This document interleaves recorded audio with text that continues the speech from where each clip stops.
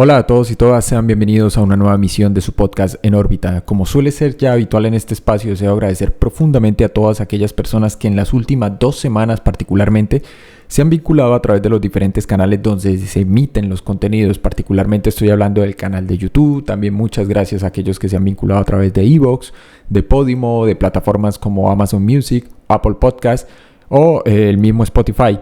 También particularmente aquellos que se han ido uniendo semana a semana a través de los canales en Telegram, Diario Viajero Astral / y a través también del grupo público en Facebook, Viajes Astrales y Sueños Lúcidos con Enfoque Diferencial. Les pido el favor, como suele ser también ya habitual, que se queden hasta el final de esta emisión, mis queridos podescuchas, toda vez que aquí vamos a plantear lo que sería básicamente el pegamento o el hilo conductor que enlaza, que une y conecta todas las partes, todas las sagas que se han desarrollado hasta el día de hoy. Es la primera vez que puntualmente, aunque me voy a permitir servirme de algunos autores, ejemplos, referencias, literatura oficial y otra no tan oficial, para hablar de algo que se conoce como conciencia sin obstrucciones. Y quiero aclarar de entrada para aquellos que se quedan hasta el final que esto poco o nada tiene que ver con las ideas rampantes y ramplonas de la nueva era de vibrar, manifestar, crear la realidad y cosas de esas, porque las implicaciones no solo son un poco más profundas, sino que tienen un calado y un contexto que permite entender de qué va todo esto cuando hablamos de conciencia sin obstrucciones, mis queridos podescuchas. A su vez, y antes de entrar en materia rápidamente, quiero reiterar que está habilitado el curso base que creo que entrega muy buenos fundamentos, independientemente de si lo toman con este servidor o cualquier otro. Ese curso base OBSL tiene un horario flexible, está adaptado y es individual para las necesidades y según los gustos, orientaciones de cada quien, independientemente de la latitud o el punto donde se hallen. Aquellos que estén interesados pueden escribir directamente a norbitapodcast1@gmail.com o hacerlo también al correo academiadeproyeccionastral@gmail.com. E igualmente pueden escribir vía Telegram al +57 317 467 2378. Repito, +57 317 467 2378.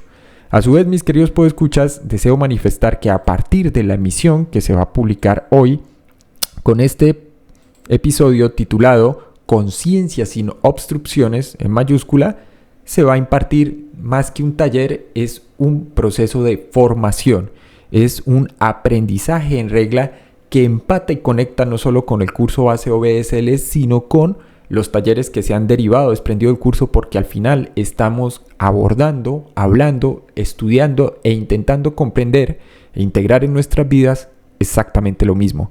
Entonces, para aquellos que estén interesados en lo que sería la formación para el proceso de conciencia sin obstrucciones, que va a aumentar o a, digámoslo, intensificar si se quiere, la práctica de OBES o OBES y de otros fenómenos, pueden contactar, recuerden, en orbitapodcast1@gmail.com o academiadeproyección@gmail.com.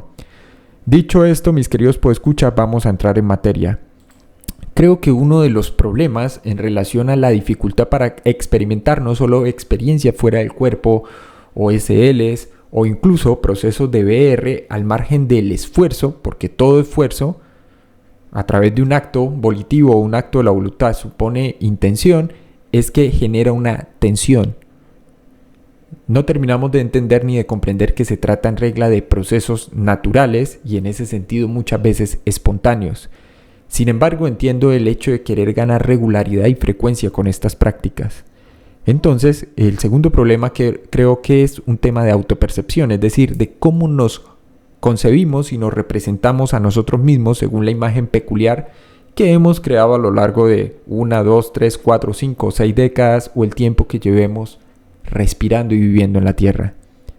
La mayoría, naturalmente, nos percibimos de una u otra manera como unidades individualizadas de conciencia. Pero el problema es que al ser unidades individualizadas, no terminamos de entender cómo empatamos con el resto de la realidad, cómo estamos conectados al resto de la realidad, y justamente porque nos percibimos como unidades individuales es que percibimos que la realidad es algo no unitario, sino segmentado, difuso, extraño o parcializado si se quiere, ¿no? Entonces está realidades físicas, realidades no físicas, realidades espirituales, que esa es la idea que lamentablemente para bien o para mal introduce muy a su estilo la nueva era. Quiero iniciar entonces, mis queridos podescuchas, para entender qué implicaría la práctica de una conciencia sin obstrucciones, con dos pequeñas citas. Una del poeta y dramaturgo inglés William Blake, que dice más o menos así: si las puertas de la percepción se limpiaran, todo le parecería al hombre tal como es, infinito, porque el hombre se ha encerrado en sí mismo hasta el punto de verlo todo a través de estrechas grietas de su caverna. Y junto a esto, quiero por primera vez solicitarles que dejemos a un lado el escepticismo, que siempre es rígido por definición, y las creencias que al final se vuelven anquilosantes. Es mejor evitar creencias rígidas, como decía Tom Campbell, del tipo nada de esto es posible, o credulidades del tipo todo esto debe ser real. Cualquiera de esos extremos puede sesgar o bloquear la ocurrencia de este tipo de experiencias. La sugerencia aquí, mis queridos podescuchas, aunque como digo en los cursos no deben estar de acuerdo conmigo, es simplemente del tipo no lo sé, no tengo idea de esto, pero estoy abierto a aprender de la experiencia directa.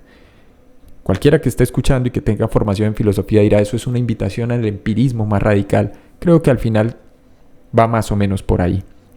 Pues bien, Campbell, a propósito de los dos últimos podcasts, particularmente el titulado Taller de la versión Gateway de Tom Campbell, mis queridos podescuchas, hace una formulación bastante sui generis e interesante, en el sentido en que plantea que la conciencia desde siempre ha sido vista como una propiedad emergente del cerebro. Esto no es que sea dominio, objeto únicamente de interés por parte de la ciencia tradicional, de la ciencia clásica, sino en general está en la base misma de la interpretación y la concepción que tenemos todos nosotros como especie acerca de lo que sea esta. El otro problema de la conciencia es que es un fenómeno altamente autorreferencial, es decir, empleamos la conciencia para intentar explicarla, abordarla y entenderla, como ya lo he dicho en numerosas ocasiones, y para describir las experiencias que tenemos a través de la misma. Tom Campbell argumentaba por el contrario que la conciencia es primaria, pero no es el único que lo dice. En la literatura moderna, dentro de campos como las ciencias cognitivas, la filosofía de la mente, hay ya un conjunto de autores que he presentado diferentes perfiles ocupacionales con diferentes vertientes e informaciones que exponen exactamente lo mismo. Dicen: la conciencia es primaria. El cerebro físico, de hecho todo nuestro universo, erróneamente denominado como material, surge desde la conciencia. En otras palabras, la realidad está basada en información. Y ya no podemos decir si es información que es o puramente física o puramente no física. Para ilustrar cómo la conciencia puede moldear nuestra realidad, por ejemplo, Campbell lo que hace es recurrir al lenguaje de la informática. Al igual que un videojuego genera entornos para los jugadores, se propone que hay un sistema de conciencia más amplio que no es otra cosa que, por ejemplo, con Ryan Tasker, con Frank Keppel, mis queridos podescuchas, que ya los hemos mencionado aquí montones de veces, hablamos de un espectro de realidad ampliada. Se genera entonces un flujo de datos que configura la percepción de estar aquí con un cuerpo físico. Dado que recibimos ese flujo de datos, momento a momento esto se siente como continuo y concreto. Y es porque podemos, en teoría, ver, oír, oler, saborear y tocar un mundo de materia aparente que asumimos que es físico, tal como es, tal como se nos representa. Pero debajo ignoramos que subyace una estructura de información. Ahora bien, la pregunta base entonces sería: ¿qué consecuencias tiene todo esto para experiencias del tipo visión remota o experiencias extracorpóreas, que es lo que aquí nos ocupa? Una de las implicaciones creo que es la siguiente: si la realidad es, de hecho, partiendo de esa premisa y admitiéndola, ojo a esto, un sistema basado en información, entonces es totalmente posible, mis queridos podescuchas, cambiar los flujos de datos o modular al menos lo que estamos sintonizando en un momento específico, en un momento dado. Esto no es otra cosa. Pueden visitar el podcast titulado Is Chat Ben Talk, el NIO del siglo XX-XXI, y se van a dar cuenta de que estamos hablando. Imagínate que es como cerrar sesión en un servidor de juego e iniciar sesión en otro. La diferencia radica en que en lugar de verte como un personaje digital, como un avatar, haciendo abstracción, por ejemplo, de la hipótesis de la simulación en la que se basan las ideas de Campbell, es que todos nosotros nos experimentamos como una especie de viajeros en mundos, en plural, que ya no podríamos catalogar con precisión como físicos o no físicos. Entonces, fenómenos como las experiencias fuera del cuerpo en plural y en mayúsculas, dicho experiencias, donde la OBE o sentirse fuera del cuerpo es solo una de estas posibles experiencias, o la VR es una subcategoría dentro de este conjunto de experiencias más amplias, ya no son fenómenos paranormales, ya no son objeto de la parapsicología, ya no son anomalías extrañas, sino que por el contrario se convierten en herramientas para el desarrollo humano y la recopilación de datos. Y entonces aquí quiero servirme de la concepción bastante acertada y precisa del físico Russell Tarr, quien junto con Harold Puthoff ya ha sido mencionado aquí a través de, por ejemplo, los episodios de Nick Patrasona, del entorno de Hades, de lo que ocurrió con Pat Price, con Ingo Swann y con toda esta suerte de algunos civiles, otros no, que se vincularon a los primeros campos de estudio formal patrocinados por diferentes agencias gubernamentales en Estados Unidos y que obviamente tenían implicación con el MIAS inicial de Monroe. En fin, es todo un conjunto de personajes, eventos y fechas que coinciden en un mismo marco espacial y temporal. En el caso de Tarr, que se aboca mucho a la investigación PSI o lo que él llamaba habilidades psíquicas, indica: existe evidencia suficiente en calidad y cantidad de lo que erróneamente se ha denominado hasta ahora habilidades psíquicas o PSI, las cuales vienen a ser una expresión de los diferentes atributos de eso que llamamos conciencia. Estas habilidades que todos poseemos ofrecen una mente amplia que puede cambiar tanto tu vida en términos individuales como tu visión de la realidad. Es cierto que en tradiciones orientales auténticamente genuinas y en algunas regiones de Eurasia se han abordado estos fenómenos como inherentes a la cultura y por lo tanto al quehacer propio de la condición humana. Por otra parte, la evidencia científica es ahora abrumadora y la física moderna y otros campos más como la psicología cognitiva y las ciencias cognitivas y las ciencias de datos incluso, cuentan con los medios y las herramientas para comprender todo esto. Estas habilidades tienen muchos nombres. La percepción extrasensorial, cuyo acrónimo en inglés es PES, es actualmente el más conocido. Otras incluyen acepciones como PSI. Esta última deriva de PSI, que es la 23ª letra del alfabeto griego, que, como ustedes ya sabrán, mis queridos podescuchas, hace referencia al griego psi, que significa psique o alma. Y que curiosamente es, digámoslo, el contracto dentro de esa palabra conocida en el campo de las disciplinas que estudian la mente como psicología. La formación de Tarr se centró desde siempre en la física experimental y posteriormente en la psicología perceptual. Este había publicado más de 100 artículos técnicos con arbitraje sobre láseres, sus aplicaciones y luego en investigación de percepción extrasensorial en diferentes revistas científicas dentro de la Unión Americana y posteriormente fuera de esta. Hay que decir que Tarr se destacó como un científico senior y fue director de proyectos durante más de 2 décadas, de Space Company, de GT en Silvania y de algo o un programa secreto gubernamental que en su momento, luego desclasificado casi 30 años después, se conoció como Lockheed Misiles, no muy diferente del trabajo de Skunk Works. Pues bien, ¿qué es lo que hizo Tarr? Este se especializó en comunicaciones láseres y mediciones, por ejemplo, de fenómenos como variabilidad térmica del viento atmosférico usando láseres. Como físico láser con 40 años de experiencia y posteriormente abocándose a lo que sería la investigación mal llamada psíquica, llegó a convencerse a partir de los datos cada vez más numerosos de que la mayoría de las personas podían aprender a aquietar sus mentes y trasladar su conciencia de mentalidad ordinaria basada en la ocurrencia de actividades cotidianas a partir de funciones básicas a una perspectiva mucho más amplia e interesante, una que no está obstruida por las barreras convencionales del espacio y el tiempo. Esta habilidad podría entenderse como pasar de la conciencia condicionada a una conciencia espaciosa o desnuda, que dicho en otras palabras, mis queridos podescuchas, es lo que nos ocurre cada vez que experimentamos OBEs o experiencias en plural fuera del cuerpo. Una de las conclusiones más importantes en el caso de Tarr es que tras décadas de investigación sobre la percepción extrasensorial, se convenció de que malinterpretamos la naturaleza física y psicológica del espacio-tiempo interconectado en el que vivimos. Se trata de una percepción internalizada de la naturaleza que a menudo se ve obstruida y oscurecida por el ruido mental.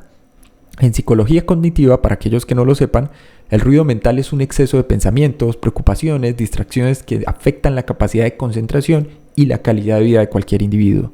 Pero el problema con este ruido mental es que parece ser una condición inherente al quehacer humano. Todos nosotros, tanto este servidor que les habla como los que están del otro lado escuchando, estamos inmersos en este ruido. Esta ilusión y percepción errónea es lo que obstaculiza, de hecho, la ocurrencia de todo tipo de experiencias, como la visión remota, como las OBES u OBES, entre otras más. Afirma Russell Tarr que creo en la percepción extrasensorial o percepción de alta sensibilidad, o si se prefiere simplemente en la expresión de una conciencia sin obstrucciones, porque he presenciado diferentes tipos de manifestaciones de esta día tras día en investigaciones que fueron patrocinadas por universidades, por gobiernos y por todo tipo de instituciones. Tengo claro, sin lugar a dudas, que muchas personas pueden aprender, por ejemplo, a ver a distancias remotas y el futuro incluso con una gran precisión y una alta fiabilidad. Esto es lo que se conoce como conciencia sin obstrucciones, mis queridos podescuchas, o más específicamente visión remota, que es, al final del día, ojo a esto, solo una forma de ocurrencia particular dentro de un espectro más amplio de experiencias que serían las OBES u OBES, o experiencias fuera del cuerpo. Nótese que estamos agregando al final la S para indicar que se trata de un conjunto de experiencias en plural y ya no solo de la visión clásica en el esquema clásico de estar o sentirse o verse fuera del cuerpo. La visión remota es una habilidad que implica aprender a aquietar la mente, pero también a separar las imágenes visuales que provienen de señales externas del ruido incontrolado de la mente. Con la visión remota, por ejemplo, se pueden describir y experimentar objetos y eventos que están ocultos a la percepción ordinaria, ya sea por la distancia o el tiempo o una mezcla de estos dos. En distintos grados, todos poseemos esta habilidad, y no creo que esta, ni ningún estado de percepción extrasensorial tenga orígenes metafísicos, mágicos o fantásticos. Creo que es simplemente una forma de pensar mediante la cual expandimos nuestra conciencia para percibir de forma no local. Y se volverá menos misterioso a medida que las personas se sumerjan auténticamente en la investigación y en una práctica sesuda y necesaria para que se puedan adquirir con mayor destreza estas habilidades. Hoy en día es cierto que hay casi más de 1 millón de páginas de Google que están dedicadas a información sobre visión remota, qué es, qué no es. Así que al menos algunas de estas personas se están dando cuenta de que no es algo difícil de hacer ni algo imposible, tampoco se trata de fantasía o algo sobrenatural. Por ejemplo, en el caso de Tarr junto a su colega y socio, Harold Puthoff, mientras estos trabajaban para un programa de la CIA en el Instituto de Investigaciones de Stanford, el famoso SRI del cual aquí ya hemos hablado montones de veces, en Menlo Park, California, algunos de los sujetos iniciales de prueba, luego llamados visores remotos, pudieron encontrar un bombardero ruso que había sido derribado en África. Describieron también la salud de rehenes estadounidenses en Irán y localizaron a un general estadounidense que había sido secuestrado en Italia. También describieron con una precisión del 100% fábricas de armas soviéticas instaladas y apostadas en Siberia, el nordeste de Siberia para ser más precisos, y observaron una prueba, ojo a esto, de bomba atómica china 3 días antes de que esto ocurriera y realizaron innumerables otras tareas asombrosas, que de no ser por los reportes fechados y algunos de estos que fueron desclasificados tras más de 2 décadas de silencio, pasarían como historias de ficción. Se debe recordar además que Tarr, que fue el fundador del programa de investigación de percepción extrasensorial del SRI, ya mencionado antes, se trató en regla de un programa de $20 millones y 23 años de duración, hasta que, ojo a esto, después del 95 oficialmente se clausura y luego se reapertura con un nuevo nombre y bajo la dirección de otro físico nuclear que luego se volcaría al campo de la psicología cognitiva, que es Edwin C. May, del cual también ya hemos hablado acá. Este programa fue lanzado durante la Guerra Fría y contó con el apoyo de la CIA, la NASA, la Agencia de Inteligencia de Defensa, la Agencia de Inteligencia del Ejército y la Fuerza Aérea, desde luego, y muchas otras agencias gubernamentales más. Desarrollaron al interior de la técnica de visión remota que permitía a una persona describir y experimentar con precisión lugares y eventos que estaban ocultos a la percepción ordinaria. Publicaron significativos hallazgos durante más de 2 décadas de investigación a través de la revista técnica de ingenieros electrónicos y eléctricos para procesos de investigación del Instituto Americano de Física. La investigación se ha replicado en todo el mundo y la visión remota ahora es vista como un proceso natural y sencillo que se ha convertido en una actividad casi que artesanal. Hay que decir también que muchos de quienes imparten de forma genuina y auténtica visión remota o procesos de formación en VR, la gran mayoría pertenecen al cuerpo original de visores remotos del ejército que se creó en Fort Meade, Maryland, en la década de los 80s. Hay 2 eventos destacados en la carrera de TAR que vale la pena mencionar, mis queridos podescuchas, porque están suficientemente documentados. TAR no solo fue un investigador, sino que luego se volvería un experimentador y practicante asiduo de VR. El primero de estos hechos destacados fue la formación de un pequeño grupo de investigación post-SRI, es decir, a la clausura del SRI. Entonces hablamos ya de después de mediados de la década de los 90. Este grupo se llamó Delphi Asociados, donde, ojo a este dato, no menor, ganaron $120,000, pronosticando durante 9 semanas consecutivas la dirección y la magnitud de los cambios en el mercado de futuros de plata sin, ojo a esto, errores. Este exitoso pronóstico, que se conoció luego como la plata de diciembre, apareció en la portada del Wall Street Journal y dio lugar a una película que se llamó El caso de la PES, que fue parte de la serie Nova de la cadena norteamericana PBS en 1983. En el otro éxito notable, el laboratorio SRI fue el primero en identificar y nombrar al secuestrador de la heredera Patricia Hearst, quien había sido, obviamente, secuestrada en su casa de Berkeley en 1974. En este caso intervino el ex policía y formado luego como visor remoto Pat Price, del cual ya hemos hablado acá. Visita en el podcast titulado ¿Quién mató a Pat Price? Y fue junto a TAR, ambos se dirigieron a la comisaría de Berkeley, donde juntos, frente a una gran pila de fotos que estaban frente a una mesa de madera, lograron un proceso de identificación bastante certero. Lo que hizo Pat fue poner el dedo en la cara a un hombre que percibió y vio claramente como el secuestrador de Hearst. Lo hizo con un álbum policial que tenía hojas sueltas con cientos de fotos o folios, y luego les indicó a los oficiales dónde encontrar el coche del secuestrador. Al día siguiente, cuando todos estos hechos se pudieron confirmar de manera literal, Tara afirmó en su momento que acaba de presenciar lo que él de otra forma no podría haber llamado más que un milagro. En estos casos, es imposible que haya sido solo nuestro día de suerte, afirmó Tara en su momento. Es algo que va más allá de la distribución de probabilidad. Hay que señalar entonces en relación a todo esto que existen actualmente 4 clases de experimentos de PSE o ESP que han sido publicados y examinados cuidadosamente y que son, cada uno a su manera, independientemente altamente significativos, con probabilidades mucho mayores de 1 en 1.000.000.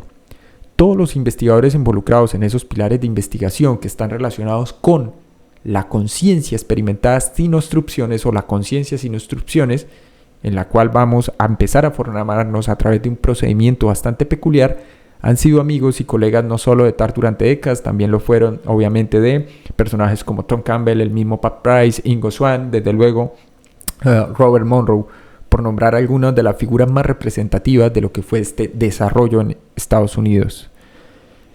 Voy a presentar entonces rápidamente los datos correspondientes, mis queridos podescuchas. El primero de estos experimentos, de estas 4 clases, está relacionado con visión remota. En la Universidad de Princeton, el profesor Robert Yen, junto con su asociada Brenda Dunn, supervisaron 2 décadas de experimentos de visión remota con estudiantes como sujetos de prueba. Pidieron a los estudiantes en laboratorio que describieran sus impresiones mentales de cómo se veía donde se escondía otra persona en un lugar distante elegido al azar. Estos estudiantes tuvieron que, ojo a esto, completar una lista de verificación de 30 elementos para cuantificar sus percepciones en dicho juego del escondite. Sus hallazgos, que abarcaron varios años y comprendieron una serie de 411 ensayos, mostraron que no es más difícil mirar a cientos de millas de distancia que describir a una persona a la vuelta de la esquina. Además, no es más difícil describir un escondite elegido al azar que se seleccionará en la próxima hora, día o semana que describir un evento contemporáneo oculto en curso en ese momento. Los resultados altamente significativos de Jahn fueron publicados en una revista conocida como Actas del Instituto de Ingenieros Eléctricos y Electrónicos de 1982 como una réplica de los experimentos originales de visión remota del SRI que habían publicado en la misma revista 6 años antes. La física moderna describiría estos fenómenos como no locales, ya que se ha comprobado experimentalmente que son independientes del espacio y el tiempo. La no localidad y el entrelazamiento descritos por primera vez por Erwin Schrödinger a finales de la década de 1920 se encuentran actualmente entre los temas de investigación más fascinantes de la física moderna. Este intrigante fenómeno lo explica con gran claridad autores como Anton Selinger, uno de los principales experimentalistas mundiales en óptica cuántica, en un libro del 2010, para aquellos que estén interesados, que se llama La danza de los fotones, de Einstein a la teletransportación. El entrelazamiento describe el fenómeno por el cual dos partículas pueden estar tan íntimamente conectadas entre sí que la medición de una cambia instantáneamente el estado cuántico de la otra sin importar la distancia. Esta no localidad es precisamente lo que asustó sobremanera a Albert Einstein y que llamó espeluznante, pues a este y a muchos otros físicos convencionales les resultaba inquietante que el acto de medir una partícula pudiese influir instantáneamente en la otra. Segundo experimento, influencia mental distante o a distancia. En las décadas de 1970 y 1980, William Brand y Marilyn Schwartz llevaron a cabo 19 experimentos exitosos que fueron publicados en lo que ellos llamaron influencia mental a distancia en sistemas físicos vivos, cuyo acrónimo fue DEMILS. En estos experimentos precursores de otros experimentos que luego involucrarían procesos de curación a distancia, la cual por cierto fue uno de los objetos primarios de interés por parte de Robert Monroe en su incipiente MIAS, fueron patrocinados por el Instituto Nacional de Salud. Los investigadores Brand y Schwartz lograron demostrar de manera convincente que, ojo a esto, la mera intención y los pensamientos de un individuo, el experimentador, podían afectar la fisiología, respuestas fisiológicas específicas como frecuencia cardíaca, resistencia a la piel, etc., entre otros indicadores fisiológicos más, de una persona a distancia en otro laboratorio. En el caso de Brand, quien ahora enseña en el Instituto de Fisiología en Palo Alto, California, este pudo calmar o excitar fisiológicamente a una persona a cientos de miles de metros de distancia. Se ha compilado 12 de sus experimentos formales altamente significativos y estos luego serían publicados en un libro completo llamado Influencia Mental Distante. El tercero de estos experimentos, mis queridos podescuchas, es el Ganzfeld. A lo largo de 30 años, varios investigadores de 5 laboratorios diferentes, tanto locales como internacionales, es decir, dentro y fuera de los Estados Unidos, llevaron a cabo experimentos de influencia mental a distancia, o lo que se conoce como telepatía, en los que una persona se encontraba en una situación de aislamiento sensorial denominado Ganzfeld, que el animal significa campo completo o campo uniforme, y se le pidió a esta persona que describiera sus impresiones mentales constantes a partir de un videoclip que un amigo veía en una zona separada del laboratorio. En un metaanálisis publicado de 79 estudios que abarcaba cientos de ensayos individuales, la significancia para este experimento se acercó a una entre 1.000 millones. Esto implicaba que el receptor aislado tuvo un éxito extraordinario y altamente fiable al describir lo que su amigo distante veía y experimentaba.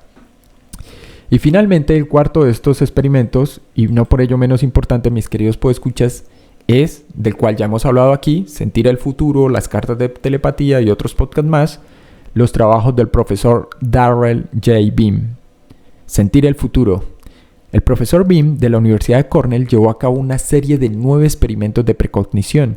En este notable estudio de cerca de 5 años demostró que el futuro podía afectar el pasado, ojo a esto, el futuro o uno de los futuros probables podía afectar el pasado de formas sorprendentes, entrando así en el terreno de la retrocausalidad. Es decir, un ejemplo, el elefante que tú ves en la televisión por la mañana puede ser la causa de que hayas soñado con elefantes, ojo a esto, la noche anterior. El elefante del sábado por la mañana, explica Beam, causó el sueño del viernes. A esto lo llamamos retrocausalidad, que es otro tema candente en la física moderna actual o contemporánea y también en el campo de las ciencias cognitivas. Por ejemplo, los estudiantes que participaron en los experimentos de BIM prefieren y eligen con fiabilidad una imagen de 4 posibles de personas si se les muestra esa imagen después de haber hecho su elección, incluso si se les muestra después de haber sido elegida al azar tras su elección consciente. El artículo de cerca de 60 páginas de BIM que presenta su metaanálisis de estos experimentos retrocausales se publicó en el año 2010, causando conmoción entre la comunidad académica y científica. Los experimentos muestran una significancia de más de 6 desviaciones estándar, lo que, en términos de estadística descriptiva, equivale a una probabilidad de más de 1.000 millones a 1 para este eminente y experimentado experimentador. En todos sus experimentos, los cerca de 1.000 estudiantes de Cornell que participaron junto a BIM realizaron una encuesta en la que se informaba acerca de cómo habían tomado decisiones libres guiados una y otra vez por el material que veían o experimentaban en el futuro tras su selección. Mucha gente cree que la precognición es el fenómeno dominante en todo funcionamiento de la mente de las personas. A partir de los recientes experimentos de precognición de BIM en Cornell y de la predicción exitosa de los mercados de la plata por parte de TAR y su pequeño equipo, parece que los humanos tenemos la capacidad de expandir la percepción de la hora para incluir los futuros probables que elijamos, ojo a esto, experimentar. Pues bien, mis queridos podescuchas, lo que todo esto nos dice, estos numerosos experimentos de laboratorio, es que los individuos en general tenemos la oportunidad de conocer cualquier cosa en la que fijamos nuestra atención y de experimentarla. Eso desde luego incluiría no solo procesos de visión remota, sino experiencias fuera del cuerpo. Esto también lo que parece indicar, en relación a los datos de las investigaciones sobre percepción extrasensorial, es que con algo de entrenamiento, cualquier individuo puede responder a cualquier pregunta que tenga en relación a estas experiencias. Si se analiza dentro de un contexto cultural y etnográfico, si se quiere, la literatura hindú y budista y la literatura euroasiática es prolífica en cuanto a la concepción, por lo menos de los últimos 2 milenios, de que estas habilidades son naturales y están disponibles.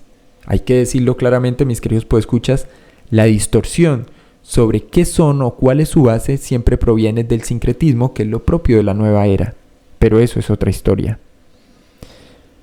Es hora entonces, mis queridos podescuchas, y esta sea una invitación para aceptar parte de nuestra naturaleza. Por eso siempre he indicado lo que sea la experiencia fuera del cuerpo en singular y las OVEs en plural. Se trata de fenómenos situacionales que nos permiten entender parte de nuestra verdadera naturaleza, y por eso debemos reconocer que el hardware está bien. El problema nunca ha sido el cerebro, el problema no es el cuerpo, nunca ha sido el cuerpo, en contra de esas ideas teológicas forzadas. El problema es el software, que debe actualizarse y rápido, toda vez que el problema siempre ha sido la mente individual, la mente de cada quien, que está forjada por pareceres, supuestos, suposiciones y temores a los cuales nadie escapa. Mil gracias a todos por escuchar. Recuerden, aquellos que estén interesados en el proceso de aprendizaje de la conciencia sin obstrucciones, pueden escribir a norbitapodcast1@gmail.com o contactar también vía Telegram al +57 317 467 2378. No olviden en YouTube activar la campana de notificaciones, suscribirse, darle like, comentar. Nos veremos en una próxima emisión.